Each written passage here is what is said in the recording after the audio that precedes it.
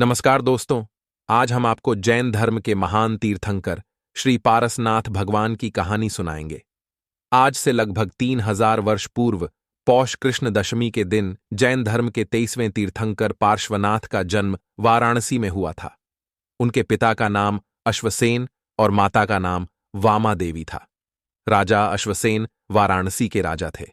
जैन पुराणों के अनुसार तीर्थंकर बनने के लिए पार्श्वनाथ को पूरे 9 जन्म लेने पड़े थे। पूर्व जन्म के संचित पुण्यों और 10वें जन्म के तप के फलत ही वे 23वें तीर्थंकर बने।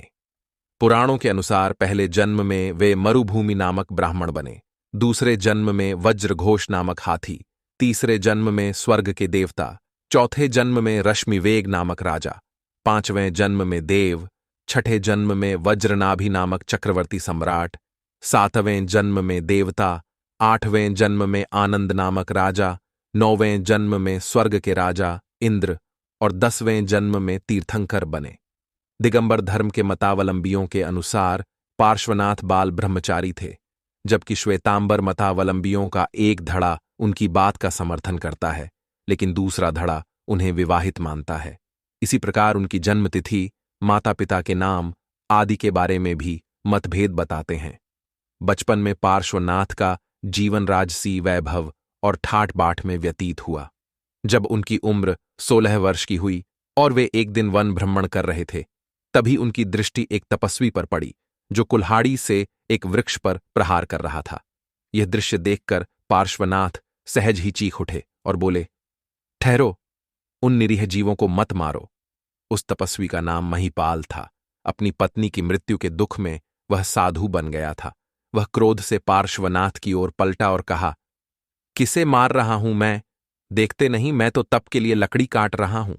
पार्श्वनाथ ने व्यथित स्वर में कहा, लेकिन उस वृक्ष पर नाग नागिन का जोड़ा है। महिपाल ने तिरस्कारपूर्वक कहा, तू क्या त्रिकालदर्शी है लड़के? और पुन वृक्ष पर वार करने लगा। तभी वृक्ष के चिरे तने से छटपटाता रक्त से नहाया हुआ नाग नागिन का एक जोड़ा बाहर निकला। एक बार तो क्रोधित महिपाल उन्हें देखकर कांप उठा, लेकिन अगले ही पल वह धूर्ततापूर्वक हंसने लगा। तभी पार्श्वनाथ ने नाग नागिन को नमोकार मंत्र सुनाया, जिससे उनकी मृत्यु की पीड़ा शांत हो गई और अगले जन्म में वे नाग जाति के इंद्र, इंद्राणी, धर्णेंद्र और पद्मावती बने और मरणोपरांत महिपाल संबर नामक दुष्ट देव के रूप में जन्मा।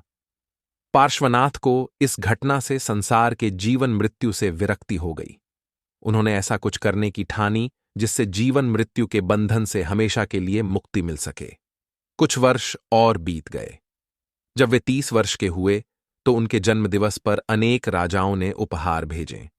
अयोध्या का दूत उपहार देने लगा तो पार्श्वनाथ ने उससे अयोध्या के वैभव के बारे में पूछा। उसने कहा, जिस नगरी में ऋषभदेव, अजितनाथ, अभिनंदननाथ, सुमतिनाथ और अनंतनाथ जैसे 5 तीर्थंकरों ने जन्म लिया हो, उसकी महिमा के क्या कहने। वहां तो पग पग पर पुण्य बिखरा पड़ा है। इतना सुनते ही भगवान पार्श्वनाथ को एकाएक अपने पूर्व 9 जन्मों का स्मरण हो आया और वे सोचने लगे, इतने जन्म उन्होंने यूं ही गंवा दिए। अब उन्हें आत्मकल्याण का उपाय करना चाहिए और उन्होंने उसी समय मुनि दीक्षा ले ली और विभिन्न वनों में तप करने लगे। काशी में 83 दिन की कठोर तपस्या करने के बाद 84वें दिन उन्हें कैवल्य ज्ञान प्राप्त हुआ और वे तीर्थंकर बन गए। पुंडित्र, ताम्रलिप्त आदि अनेक देशों में उन्होंने भ्रमण किया। ताम्रलिप्त में उनके शिष्य हुए। पार्श्वनाथ ने चतुर्विद संघ की स्थापना की, जिसमें मुनि, आर्यिका, श्रावक, श्राविका होते हैं, और आज भी जैन समाज इसी स्वरूप में है। प्रत्येक गण एक गणधर के अंतर्गत कार्य करता था। सभी अनुयायियों, स्त्री हो या पुरुष, सभी को समान माना जाता था। केवल ज्ञान के पश्चात्य तीर्थंकर ने जैन धर्म के 5 व्रत सत्य, अहिंसा, अस्तेय, अपरिग्रह और ब्रह्मचर्य की शिक्षा दी थी। चैत्र कृष्ण चतुर्दशी के दिन उन्हें कैवल्य ज्ञान प्राप्त हुआ। वे 100 वर्ष तक जीवित रहे। अंत में अपना निर्वाण काल समीप जानकर श्री सम्मेद शिखर जी, पारसानाथ की पहाड़ी जो झारखंड में है, पर चले गए, जहां श्रावण शुक्ला अष्टमी को उन्हें मोक्ष की प्राप्ति हुई। भगवान पार्श्वनाथ की लोकव्यापकता का सबसे बड़ा प्रमाण यह है कि आज भी सभी तीर्थंकरों की मूर्तियों और चिन्हों में पार्श्वनाथ का चिन्ह सबसे ज्यादा है। आज भी पार्श्वनाथ की कई चमत्कारिक मूर्तियां देश भर में विराजित है, जिनकी गाथा आज भी पुराने लोग सुनाते हैं। ऐसा माना जाता है कि महात्मा बुद्ध के अधिकांश पूर्वज भी पार्श्वनाथ धर्म के अनुयायी थे। पारसनाथ भगवान की साधना ने उन्हें मोक्ष की प्राप्ति में सफल बनाया और उन्होंने संसार के अंधकार से उत्तेजना करने वाले जीवन का मार्गदर्शन किया। इस प्रकार पारसनाथ भगवान का जीवन हमें जीवन के महत्वपूर्ण सिद्धांतों का अनुसरण करने के लिए प्रेरित करता है।